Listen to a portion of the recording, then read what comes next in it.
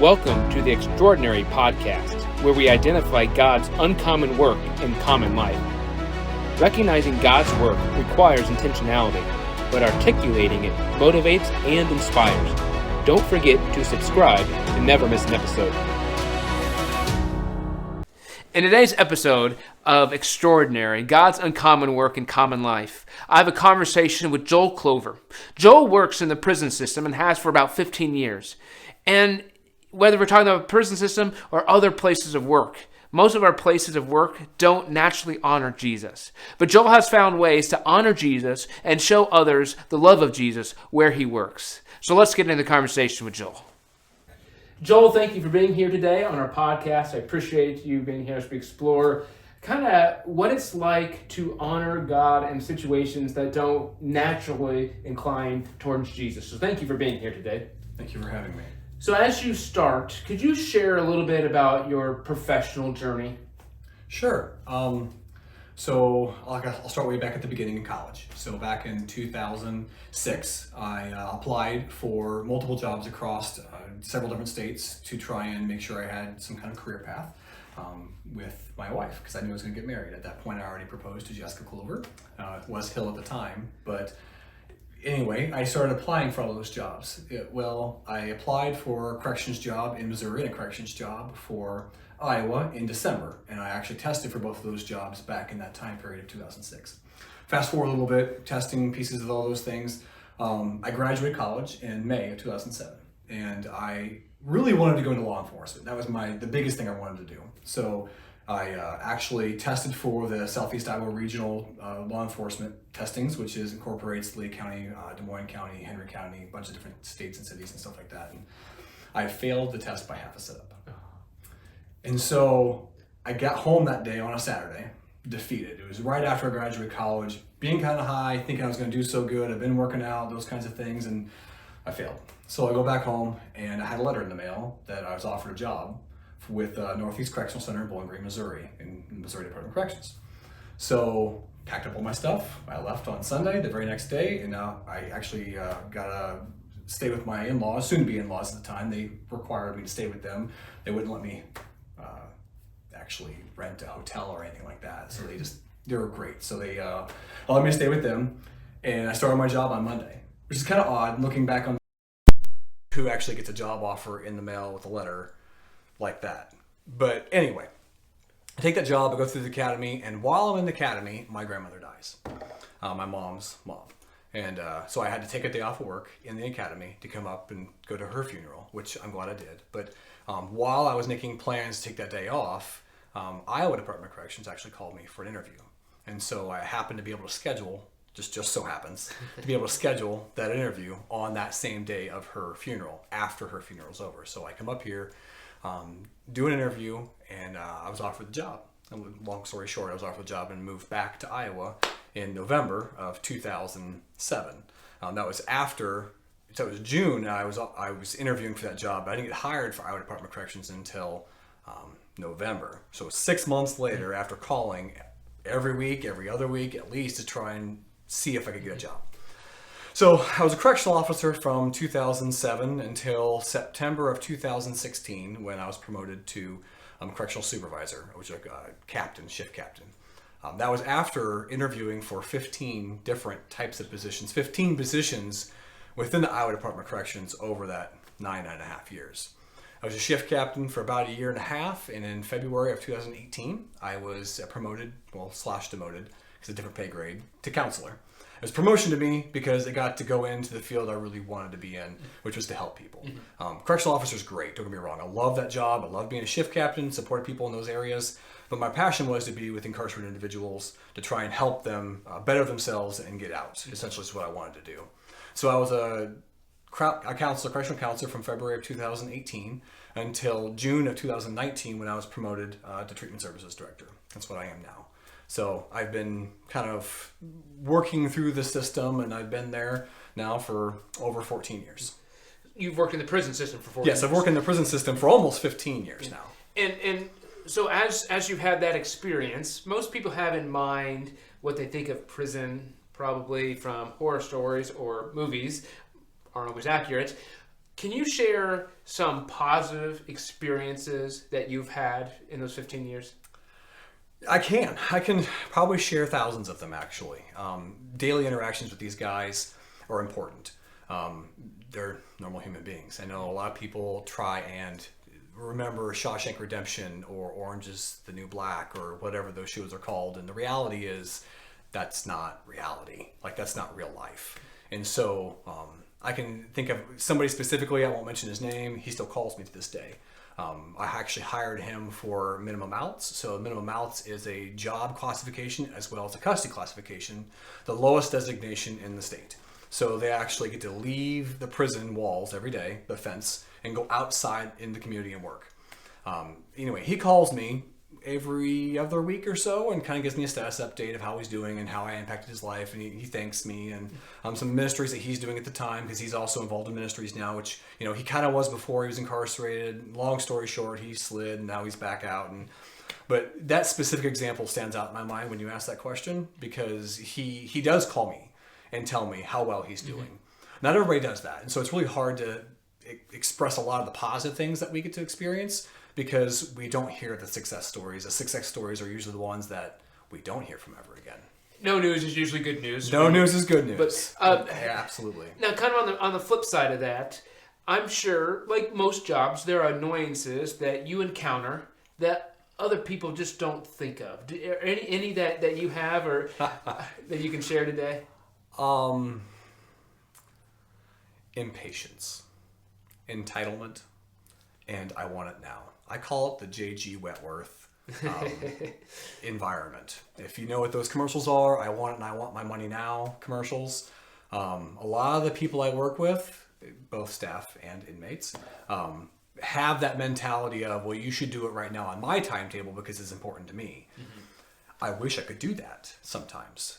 But reality is I have so many things to do in my day that I don't always get to that. And then they get frustrated with me because I'm not meeting their need. Mm-hmm. And so that is one of the biggest annoyances I have, is trying to teach people the patience to take a pause, let's take a deep breath. Things are going to be okay. It doesn't have to be done right now, and I'll get to it when I do have time, because I'll get to it. Mm-hmm. Yeah, that impatience is difficult to overcome regardless of the environment, but it sounds like there are a lot of different ways impatience can be expressed to you. Lots of different ways, absolutely. And is that how you would describe the prison system, or is there other adjectives and adverbs that you would use to describe what goes on there? Busy. The prison system is busy, especially at the facility I work at. We're actually more of a reentry facility than anything. And so there's always moving parts between the security and the dietary and the nursing and the counseling and the reentry piece. In the minimum outs process, it's just, it never stops. Right when I feel like we're getting ahead and going in a positive direction, something happens and I feel like you slip back and take one step forward, take two steps back mentality. That can be defeating very quickly when you feel like you're making positive strides towards something and then the guys make bad decisions, which that's why they're in prison in the first place, is making bad decisions, and you expect them to do better, but reality is they still make bad decisions sometimes. Mm-hmm. And that really hampers progress, which is very defeating.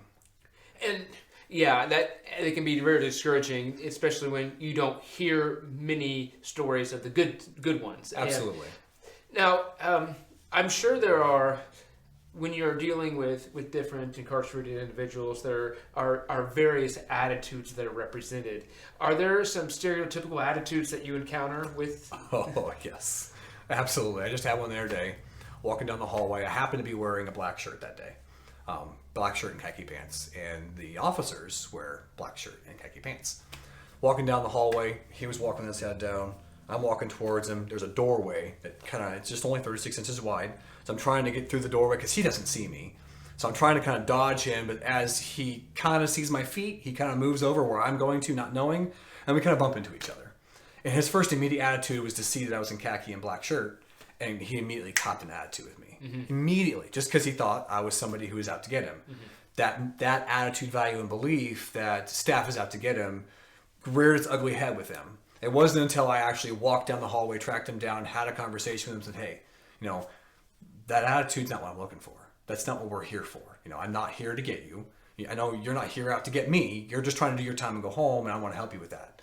But how we treat people matter. No matter what that person is, no matter what they look like, no matter who they are, how we treat people matters. And unfortunately, I mean, there's probably a lot of attitude with the incarcerated individuals. There's also some times where some of the employees of the prison haven't done themselves any favors. Absolutely. Let's make sure, I mean, and you're not blind to that as well. Absolutely not. But when you think of the attitudes that are represented there, it can bring you down pretty quickly if you're not careful. And as I said, most places we work don't naturally honor Jesus. No. I mean, I'm a pastor, little kind of tongue-in-cheek with that, I guess. Hopefully where I work honors Jesus. And then we've got some major problems. How have you worked to overcome the environment where you work? Not that it's a negative environment, not that it's a terrible place, but it doesn't naturally honor Jesus. So how have you found the strength or encouragement or ability to overcome that? My strength 100% lies with Jesus, flat out. The only way I can get through my day, the only way I've ever gotten through my day, is with the strength and knowledge and the hope that I have in him and his saving grace. He gives me the strength of the day to put on my shoes, put on my shirt, and go to work and live for him. And everything that I do at the prison is because of him. How I act, how I do things, how I conduct my business, what I do, and how I put so much passion into my job. I put that passion in my job because of my faith in him and how he has changed my life and how he works through me. And I know that if he can change me, he can change anybody.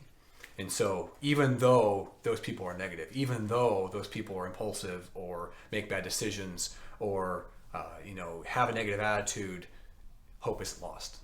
Hope isn't lost at all if they can just see that it's possible. If they can just see that there's something else out there named Jesus that can help them through their life as well, they can turn their lives around. And how I conduct myself on a daily basis, everything I do strives towards that. Is that part of what drove you to seek the job positions that you have? Absolutely.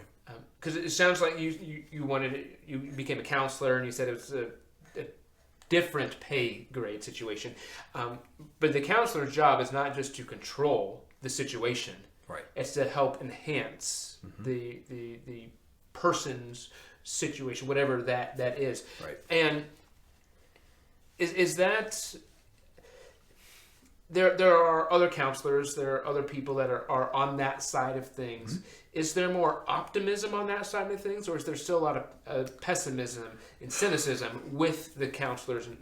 In corrections, there is pessimism in every category, in every job class. Overall, as a whole, collectively, I would say there is more optimism in the correctional world than there is in the in the security world. Partly because in the treatment world, the counselors see the more positive side of guys on a regular basis. So they see the more pro-social environment. They see the language. They see the progress. So like a guy walks into class on day one and it's all negative. I hate this. I don't want to be here. I don't need this. I could teach your class. I know more than you type of mentality. And as you walk through the class and you walk through some things with them and, sometimes call them out. Sometimes it's passive and sometimes it's just little seeds planted here and there. And because they are that person who says they know everything, you call them in class and you use their expertise and you use their knowledge to help the other guys see it. Them helping the other guys sometimes helps change their attitude and helps their thought process. And you can see growth inside of them as well. So being in the treatment realm, being able to see those things does give you hope. It does have more optimistic, viewpoints and optimistic experiences to keep you help moving forward. Even without the Jesus in that section of things, you get to see progress without the actual hope of Jesus Christ in their hearts, because there is actual progress being made in those people's lives.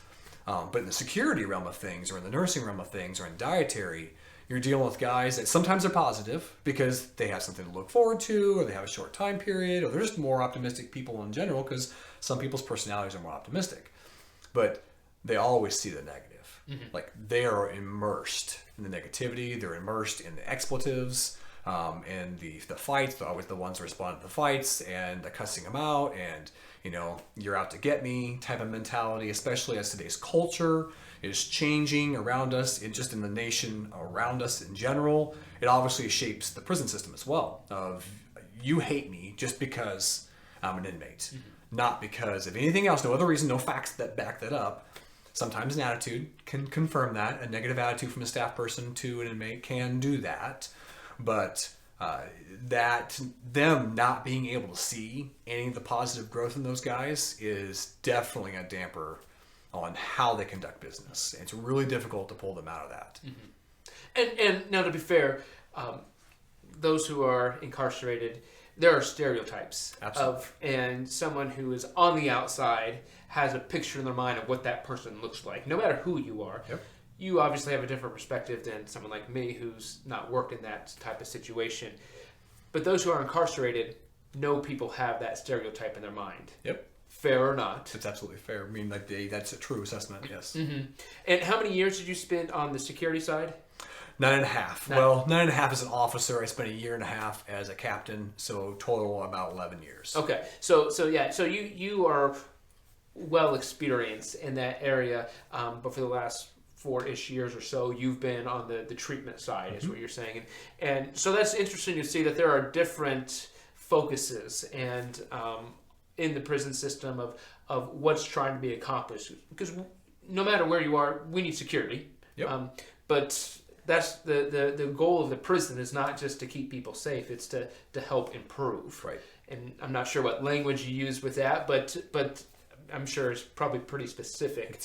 And but the goal is to help them improve, to help them better themselves, so that they don't return. That's right. And because the goal of the prison system is not to fill the beds; it's to empty the beds. It's absolutely empty beds. And so it sounds like your side of things actively pursues that goal. But when you think of the prison system as a whole, you have all these separate units, and they have different goals. Like the treatment side and the security side have different goals. Is there cohesion with the team? There is. More so than ever, especially at Mount Pleasant, because we are a minimum facility and our driving force is treatment and reentry. We have a lot of cohesion. We actually have something called Core Correctional Practices, which teaches all the security staff, all the nursing staff, every staff member, that their daily interactions with the incarcerated individuals matter. And your interaction with them can cause damage, or you can help them be successful. And so how you treat people matters. So if you catch somebody do something wrong, we want you to and encourage you to take corrective action, because that's what your job classification is as a security staff. You are to take corrective action. But how you do that matters. If you scream and yell at somebody and cuss at somebody saying, you can't do that, how's that going to be perceived on the backside of things? Do you want to be talked that way? If not, you say, hey, nobody likes being corrected. Nobody likes being corrected, especially if you know you're doing something wrong and you don't want to get caught and know there could be big repercussions for it. You don't want to be called out on it. And then try to imagine you're being called out in front of everybody. So like if you think back in school, if you got caught doing something in class and the teacher called you out in front of the entire class, how'd you feel? You felt horrible. And if the teacher starts yelling and cussing at you in front of the rest of class, again, how worse did you feel? But if that teacher called you out in the hallway and had a conversation with you independently and said, hey, this is what I see you doing, this is wrong, there will be repercussions for this, and this is what it is. This is what I need to do to correct the behavior and to get the class back on track. Yeah. As correctional staff, if we're doing that more often, you're actually, not only you're correcting the behavior like we're asking you to, but you're setting the example of how you want them to behave as well when they have something going on in their own life. Like if they have children, if they have a wife or a husband or a mom or a dad, and they have other interactions with people, you're teaching them the skill, the pro-social skill necessary to succeed in life. As you're sharing this, one of the things that comes to mind is Jesus calls us to treat everybody we encounter with dignity, with respect, not just because it's the morally right thing to do, but because each person we encounter is made in the image of God. Yep. So there's value in that person, not because of what their perceived worth in society is or is not, but because of Jesus. And I know you see that, but you have coworkers who don't necessarily have your same perspective. You're right. Is there pushback from some of your coworkers on how you're supposed to treat people? Yeah, there are. Not as much as there used to be, but there are still a few staff, I'll use the word staff in general, that do believe that incarcerated individuals are inmates or cons and they deserve to be in a certain lighter category. There are certain people who make big decisions for the incarcerated individuals as far as their releases go, who believe they deserve to be in prison a long period of time or another, because they don't see that. They don't see that there's value in every human being because we're made in the image of God. So, are there any specific ways that you have tried to live out the everyone's created in the image of God mentality where you work? I actually have a speech that I give every time I do orientation. So every new trip coming into the facility from anywhere, I have a speech I give. And it's kind of preachy. I've told I'm preachy, so maybe I missed my calling. But I also give the same speech when I do my minimum outs interviews. So when I'm interviewing guys prior to the interview, I have them all in a room and collectively, and I give a speech. I talk about how there's important things I look at. I look at, escapes, obviously, for outs. I look at, important pieces of those things. But the biggest thing at the very end was respect. That every single person wants to be respected. And in prison system especially, and in life in general, we kind of get that convoluted perspective of respect is you do what I want because I want you to do it my way. But that's not real respect. Respect is that we're all human beings. We all matter. And because we all matter, it doesn't matter what you look like. Doesn't matter what you've done in your past. Doesn't matter where you've been, what your orientation is. Doesn't matter. And nothing of that matters. The matters is we all bleed red and we're human beings and we should treat people like human beings because that's the right thing to do. Essentially, I have a bigger speech than that, but that was a little condensed version of it. And what I find interesting about part of what you've talked about with your job is there's a lot of Jesus worldview and what you're trying to accomplish for the individual, and so there is some of that ethic that's built in, but that doesn't mean that the attitudes reflect Jesus, right. Whether you're talking about co-workers or inmates. And so part of your challenge is not to get sucked into those attitudes. Right. And I think a lot of people can empathize with that in their work environment. Their work environments, whether it's people are pessimistic, whether they are obstinate, whether they use terrible language, those things, people live in that reality. Are there ways that you have been able to function in your work environment without getting sucked into that? Yeah. Sometimes I take a break, especially after I had a really nasty conversation with a staff person or incarcerated individual, either one. I may have to calm myself down and reflect. Read the word sometimes. Sometimes I just take time in prayer. I have a couple coworkers that are also believers. So sometimes I call them up to my office or I go down to their office or wherever they're at and we have a conversation. We take a break and we go pray together. I remember one instance in specific that, I won't mention his name, but another staff person kind of on the treatment team side that he's also a believer, very, very much devout believer. And he had intuition that it was a bad day for me. And he pulled me aside and he said, you know what? I just have a feeling I need to pray for you. And that changed my whole day. Not only my day, my week, and my month. And it got me right back on the right track where I needed to be. And some days I need to go on a prayer walk. So I go outside and I take a walk and I pray that whole time I'm out there just to try and clear my mind, get my mind right. And I have certain people I can go and vent to, and that helps too. But the biggest life-changing things for me on how I do my job and making sure I stay the course is that pause, that time of reflection, and leaning on God and let Him carry me through those times that are most difficult for me. That makes a lot of sense, getting away from what was causing the frustration, but also the support of others. And that reminds me that we're not on this journey alone. No. And not everybody might not have that exact situation, but we can have support. Jesus calls us to community, not just to, we have to make individual decisions to follow Jesus, but there's a community aspect to it. And it gives me hope that if you can find community and support in a place like a prison, that stereotypically wouldn't be a place people would think you could find support. Yeah. If you can find support there, I'm confident most people can find support where they are. Yeah. So thank you for that, Hope. Is there anything else that you'd like to share about Jesus and where you work and anything on that topic? I could talk for days about what I do and how I do it and why I do it, but the reality is God's called me to this profession. I do believe that this is my mission field, and